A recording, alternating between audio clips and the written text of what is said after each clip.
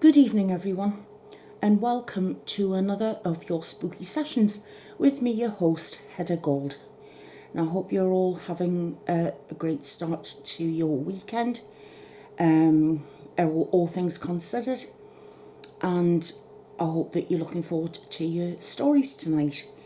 I've got a ghost story to start with, and then we've got episode 6 of I Was a Priest in the Vatican, and We Summoned a Demon by Zithero. So I hope that you do enjoy tonight's stories. I'd like to invite you to sit back, relax, while I read your ghost story to you. And tonight it's one I found called findagrave.com. And I hope you enjoy it.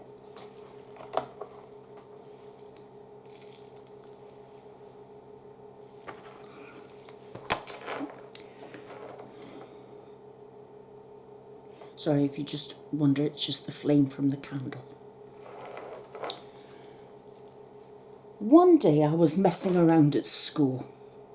I was on our school's homepage, procrastinating on some random PowerPoint I should finish. On the side of our school's homepage, it shows links for our classes that we use when we go to the computers, and one of the websites was called findagrave.com. I thought about it for a second, then clicked on it. But before I did, I felt uneasy. Like, why is this here? It's not like we were doing some ancestry project or anything. Made me feel a bit odd. Made me think of all the stories of things that had happened on the internet. But I'm just paranoid, right?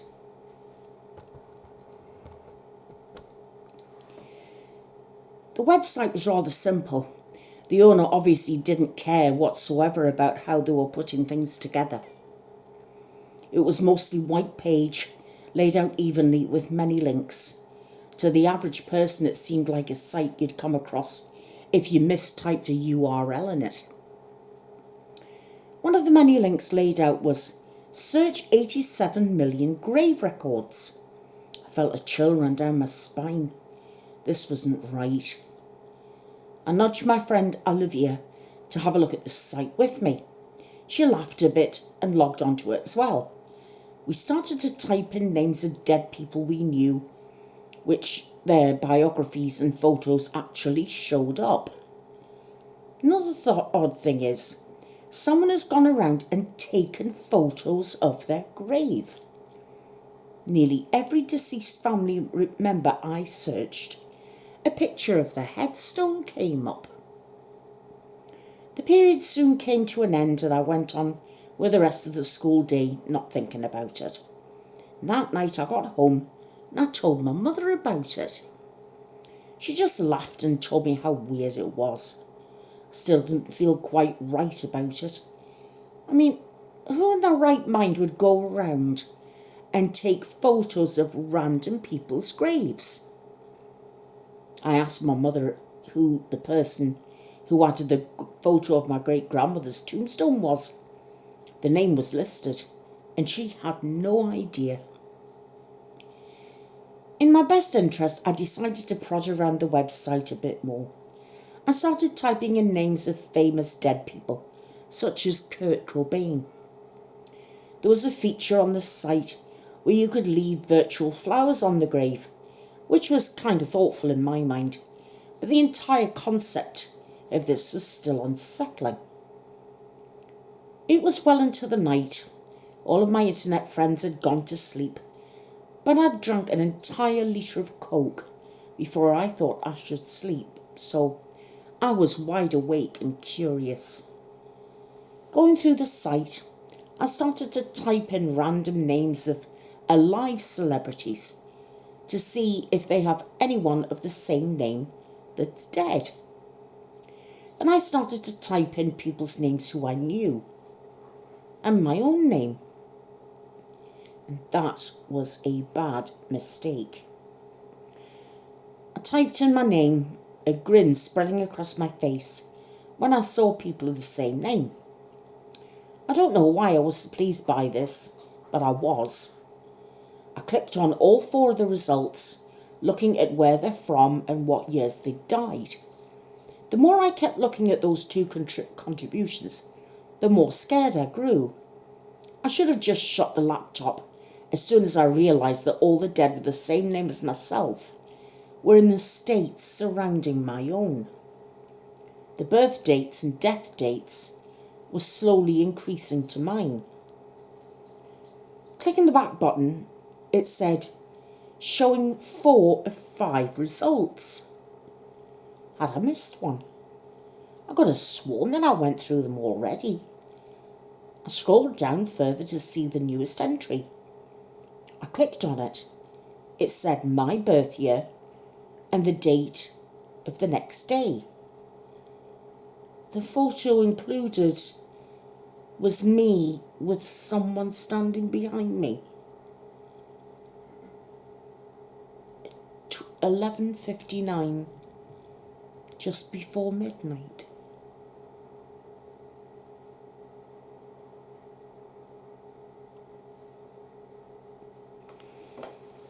Ooh, that actually sent a shiver right down me. How did you feel about it? What did you think of that one? Did it make you shiver as well? Let me know what you think about that one in the comments. Well, my friends, it is time for your weekly cereal. And it's starting to get a little bit more exciting. Yes, we're definitely at part 6 this week of our cereal. So, where were we left off last week? Well, Father Edward Thomas has gone to the house of a detective called Jason Miller. And we found Sarah there. Sarah was there, checking in with us, obviously, our son, who still doesn't believe that it's her. And then our son comes in from school, and he's got a bit of a potty mouth on him. But then it's obvious that he's been possessed by a demon. And he breaks the boys. You imagined that you saw the little boy snap his own thumb. But it was really the demon doing it, who's possessing him. And he threatens to do more harm to the boy. The boy's already shown superhuman strength by picking his father up and throwing him against the wall. So now we've got to see what happens next. So I hope you're still sitting back. If you've gotten up and got yourself a drink or a sandwich or a snack or something, I hope you're sitting back down. Or if you're lying in bed, I hope you're lying there with the lights off and listening to my cats running madly up and down the hallway because they're having a mad half hour, and listening to getting ready to listen to the story. So I hope you're comfortable, because I'm now about to read to you episode 6 of I Was a Priest at the Vatican and We Summoned a Demon. And I hope you enjoy it.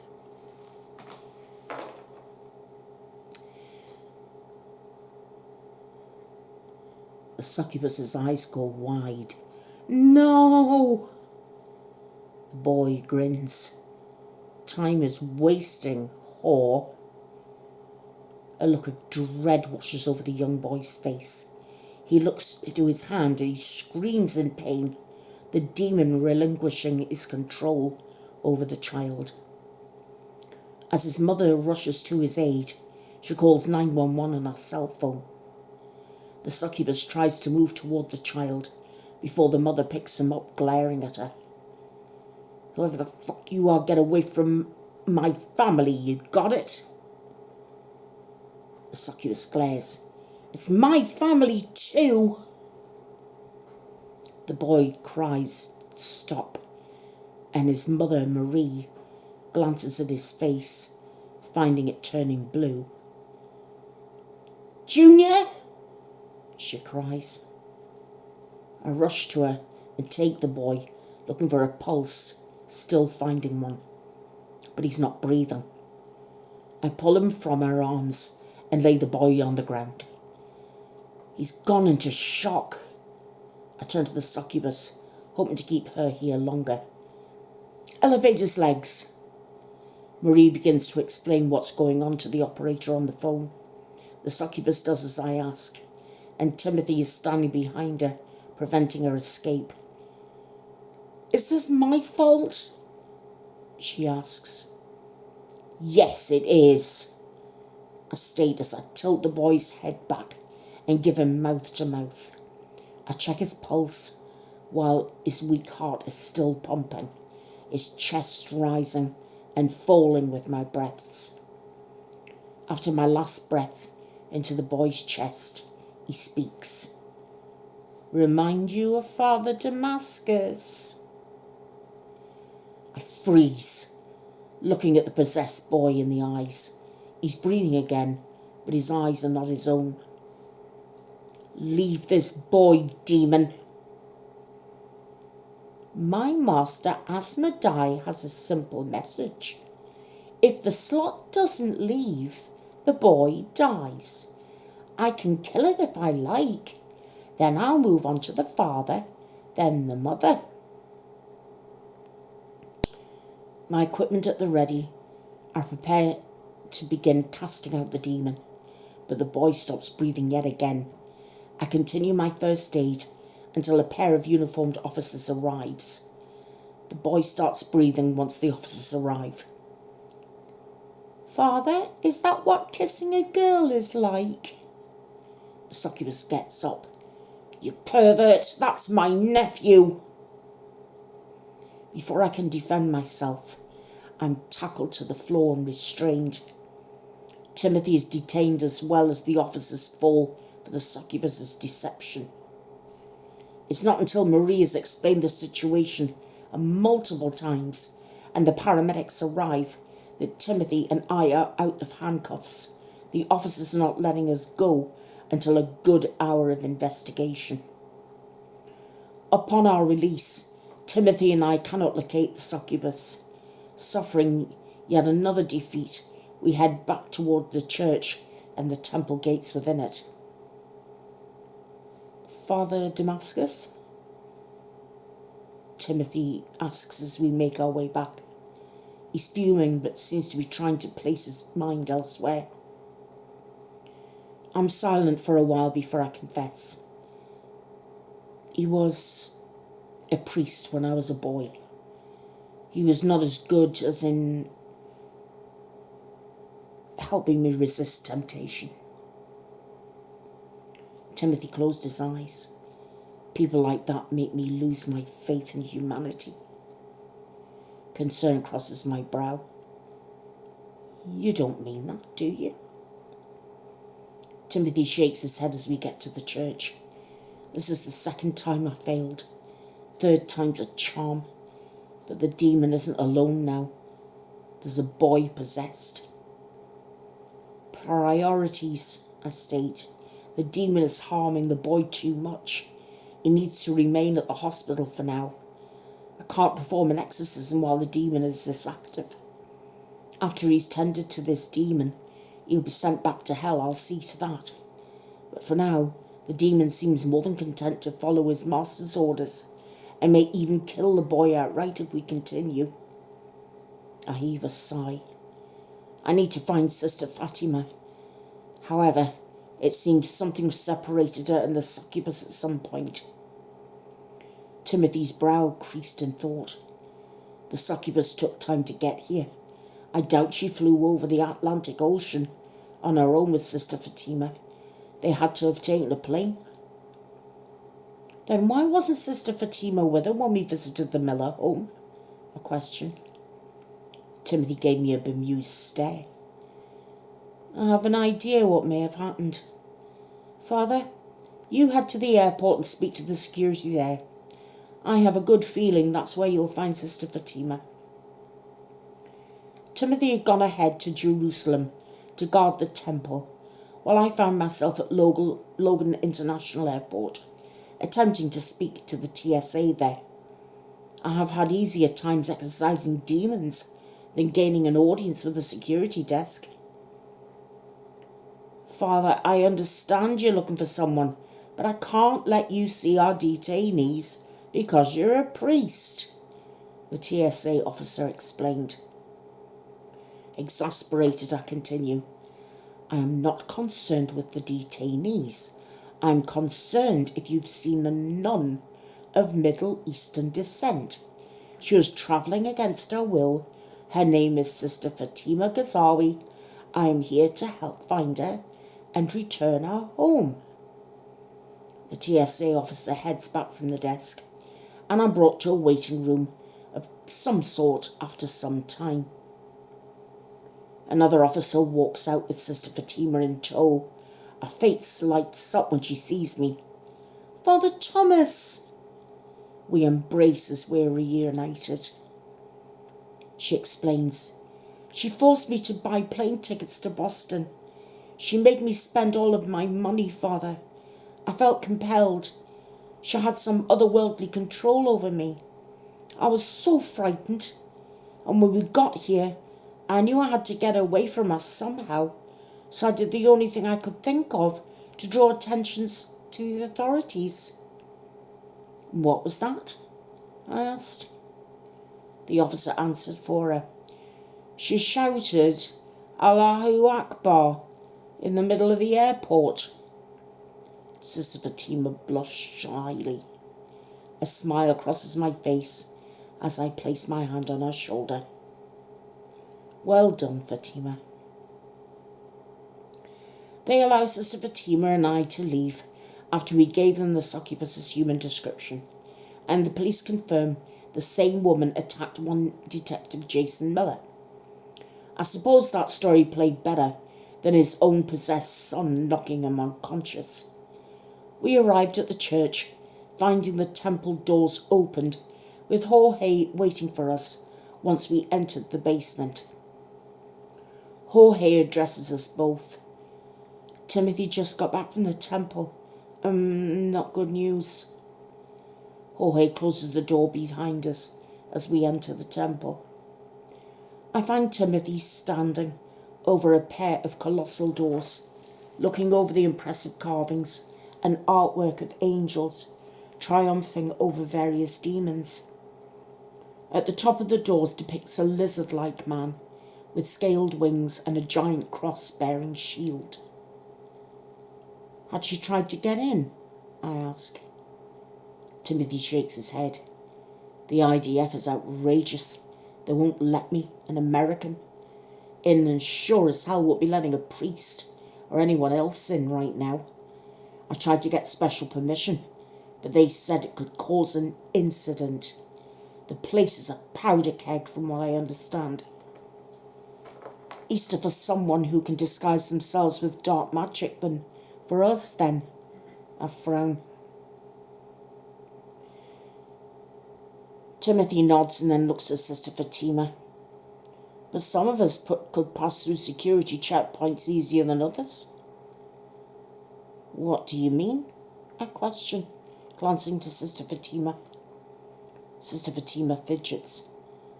I have no desire to see that creature again. Timothy nods. You won't, I promise. But we do need your help. Timothy paused. And you may need to wear a hijab. Excuse me? I object. What are you talking about? Muslim women can gain access to the temple. The succubus will surely be posing as one.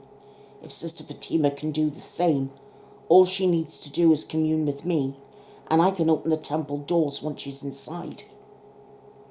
Sister Fatima, before we even ask, answers. If it stops that demon, then I will do it. What must I do? Timothy paces, worried. When we find the demon, I still have no clue how to vanquish her. Do you still have that sanguine amber? I ask. Timothy frowns. I have plenty. Well, if you give me the piece that you took from us, the one you had with you when you were healed in the waters, I'm certain I can use it to send her back, I state. For the better part of a day and a half, Timothy and I wait within the Guardian Temple. Timothy's hands are both now on the closed doors, his eyes roll back into his head. The last thing he said was that he was communing with Sister Fatima, but I'm still unsure what that entails. Jorge brings me the amber disc. Be very careful with this, Father. Even purified by the water, it's still dangerous if it falls into the wrong hands. Nodding to Jorge, I appraise the disc in my hands. Gone are the satanic markings, and now adorning the side facing me, I notice a cross. A simple cross is the core of the design, outlined by another cross outside. A third with beveled edges encompasses the second. I look to Jorge. Did you do this? Jorge nods. It's like the one I recall from my home in Trujillo. As I turn it over, I see the immaculate face of Jesus Christ, wearing the crown of thorns, his eyes closed serenely as he accepts his fate as the sacrificial lamb. I turn to Jorge. You have a talent, my friend. Jorge beams. I was a carpenter when I lived in Honduras. I can't help laughing. A noble profession. She's there and somewhere discreet. Get ready, Timothy says as he pushes the doors opened. The doors open into a cramped room. Sister Fatima is wearing a set of robes and a white hijab as the doors open out of nowhere. Oh, she cries, covering her mouth and looking around the corner. We need to be silent. I'm not sure where we were trying to go, but as you said, I found a place as discreet as we could get. Jorge speaks up. Sister, come inside with me. We don't want to get in the way. Sister Fatima nods. The sooner this is off me, the better. It brings back bad memories of my family. She walks into the doors as Jorge closes them behind us. Timothy leans down against one wall, looking worn down. Timothy? I ask. Are you pushing yourself too hard? Timothy shakes his head. I'm fine. Just never communed with someone for that long. Almost lost the connection to Sister Fatima a few times. I place my hand on his shoulder. Timothy, you can't do this alone. We're all in this together. I assess the area. Now, where do we go? Timothy looks around the corner. Down. Another hour or two of wandering through ancient corridors, and at last, Timothy and I stumble across a modest room with nothing but a mosaic on the floor. Timothy places a flashlight on the floor and illuminates a dome about 30 feet in diameter. I recognise the pattern as I place around the tomb-like chamber. This is the sacred seal of Solomon. I don't understand. This is the holiest of symbols. Why would you think this is the entrance? Timothy nods. The seal is the holiest because it seals in the most unholy. Perhaps the entire city is a seal, Timothy continues. You don't use strong medicine unless you have a terrible wound. I take in the sight of the seal itself, despite it being ancient, and there appear to be repairs and other modern touches to it. Someone has been maintaining this seal over the years, ensuring its integrity. The outer ring of the seal holds multiple symbols, some simple circles with connecting lines, others more intricate patterns. Within the central circle, is what I can describe as a horizon at the bottom, bisected vertically by a simple line. The central circle also has a line cutting across the centre, with what looks like a keyhole in the middle. Flanking either side of the eye of the keyhole are a pair of Greek symbols, one of Mars on the right with a dot in its centre, and the other of Saturn on the left. Beneath the top of the keyhole, a semicircle rests, just above the horizontal line crossing the central circle. A bar of sorts sits on the other hemisphere, just above the horizon, but still across the lower portion of the keyhole. After my appraisal, I looked at Timothy, who has at this point slid himself down along the wall, resting on the floor. "What now?" I ask. "We wait. She has to come here. And when she does, we stop her," he says. Several hours pass by, and Timothy has since shut the light. It's so dark that I can hardly make out Timothy's shape on the other side of the chamber. Timothy assures me he can see fine enough in the dark. The room quakes out of nowhere, and I hear panic above. Timothy turns on the flashlight. He gets to his feet. "What is it?" I shout. Timothy looks weary. "I'm not sure. I don't think it's our demon, however," he says to me. "Can I trust you to stop her if she shows?" "I'll go check up top." I show him the sanguine amber in my hand. I believe I can, God willing. Timothy soon vanishes down the corridor, and I pace about the room. I steel myself and pray to God for guidance and strength for when the succubus arrives. As if on cue, once Timothy is out of the room for a short while, I hear the succubus's voice echo through the chamber. "I thought he'd never leave." Her green eyes glow from the darkness as she walks into the room. I have my Bible at the ready, locked open, and the amber in my free hand. "Step away from the seal." She frowns, looking down to the seal below us. "Just get out of my way. The sooner I crack this seal, the sooner I can get Ubiel or Craste out of my grandson." She seems to stop for a moment. "Probably Ubiel now I think about it. He's got a thing for kids." And then she shudders. Steeling myself, I move towards the succubus, thrusting the amber forward.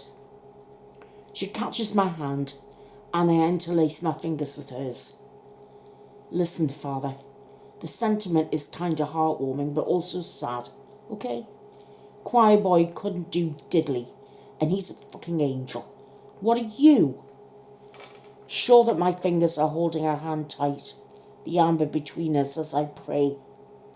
"I am a man who serves in the name of the Father and the Son and the Holy Ghost." To my surprise, the seal beneath us activates, its circles glowing with a white aura. The succubus attempts to let go of my hand, but she can't seem to pull away. "What the hell? Why can't I let go of you?" She tries again, now using her other hand. Between our fingers, a red aura glows. "What the fuck?" "Most glorious Prince of heavenly armies," I continue, "Saint Michael the Archangel, defend us in our battle against principalities and powers, against the rulers of this world of darkness, against the spirits of wickedness in the high places." The succubus attempts to use her tail to whip at my arms, my face. Our wings flap violently. The two of us fly off the ground and crash to the floor in short order. "Stop it, you old bastard," she protests. Each blow hurts, but doesn't stop my prayers. The amber gives me some kind of power over the demon. I chant what I hope will be the last verse to cast her out. In the name of Jesus Christ, our God and Lord, strengthened by the intercession of the Immaculate Virgin Mary, Mother of God, of blessed Michael the Archangel, of the blessed apostles Peter and Paul, and all the saints, and powerful in the holy authority of our ministry, we confidently undertake to repulse the attacks and deceits of the devil. God arises, his armies are scattered, and those who hate him flee before him. As smoke is driven away, so are they driven. As wax melts before the fire, so the wicked perish at the presence of God. The ground quakes again as I spot Timothy coming back to the corridor. Father, we must leave now, he shouts, spotting the succubus. Oh, of course you choose now to open the gates. Fuck off, choir boy, it's me and the priest do. Wait, what's happening? The succubus complains. The seal glows, and a wind draws her into the centre eye of the keyhole. She clings to the floor, her nails giving way moment, and after a moment it pulls her hooves and tail in. Completing my prayer, I continue. We drive you from us, succubus Sarah Baker, unclean spirit, all satanic powers, all infernal invaders, all wicked legions, assemblies and sects. In the name and by the power of our Lord Jesus Christ, may you be snatched away and driven from the church of God, and the souls made to the image and likeness of God, and redeemed by the precious blood of the divine Lamb. I shout over the increasing wind. Timothy grabs hold of my shoulder, the wind not affecting him in the least. The succubus grabs hold of my other shoulder with a free hand, our wings holding on tight. Father, if you cast me out, then you're at least going to see what you're sending me back to. With a mighty flap, she rises with me. I release my hand from hers, leaving the amber to fall to the ground against the seal. The roar of the wind is deafening, and the succubus's now freed hand grabs a hold of my other shoulder. I can hear Timothy crying out before I feel as if I'm falling a great distance, the wind in my ears rushing faster as the wind grows hotter. The succubus's face is now in front of me, and she grins. Welcome to hell. She pushes away from me as I continue to free fall. My eyes go wide as below me I see a sea of flames, as I realise that despite Timothy's best efforts, somehow the succubus dragged me down with her.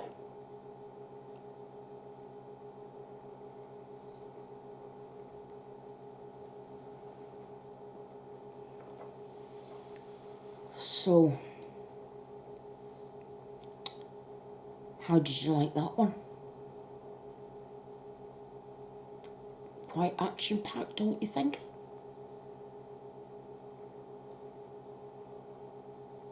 Never thought that Father Thomas would end up in hell, did you?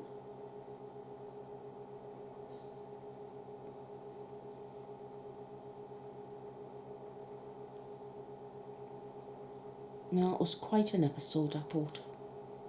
Please let me know what you think of it in the comments and what you think of this series, because I must admit I'm thoroughly enjoying it. I really am enjoying it. It's great.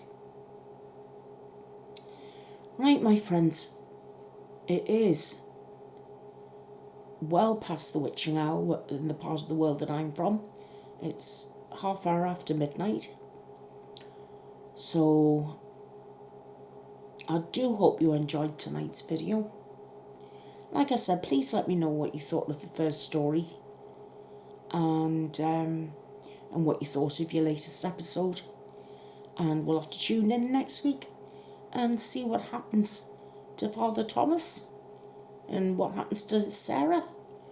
You know, now she's back in hell. God knows what Asmodai is going to think of her. Whether or not he'll have anything more to do with her, we don't know, do we? Because he is the Prince of Wrath after all. Although he does love her. But we'll just have to wait and see. Anyway, thank you again very, very much for watching. And thank you for being here. And I do enjoy your company. Been a busy week. My 5th video done this week. Busiest week I've had so far. But I think I put that energy down to the meditation the other night. But I think the energy's starting to wear down a bit now. Got a feeling I'm going to get a good night's sleep tonight. So, I hope that you all have the best weekend that you can possibly have wherever you are in the world. And I hope it's a peaceful and a happy one. I do love all of you. And I promise you, I will see you all again very, very soon. So in the meantime, please take care of yourselves, stay safe, and I'll see you soon. Take care now. Love you. And good night. Good night.